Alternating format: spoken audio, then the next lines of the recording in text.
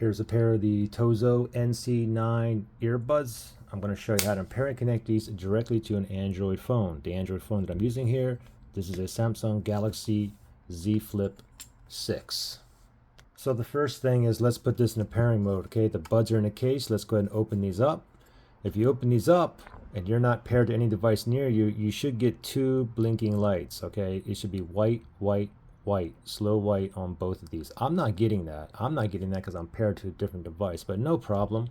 Let me manually put these in a pairing mode. Okay, so I'm gonna leave the lid open. There's a button back here. I'm gonna press and hold for like 7 seconds or until I see both lights here blinking slow white. Okay, so ready, set, go. Press and hold.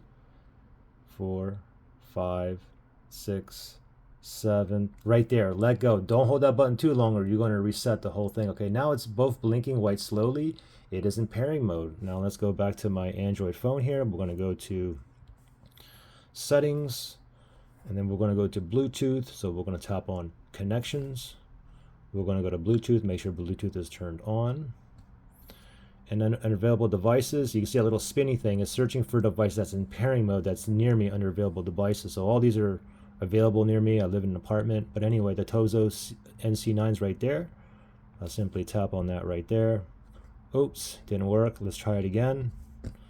And we should get a pairing request here for Android phones. And I'll tap on pair right there.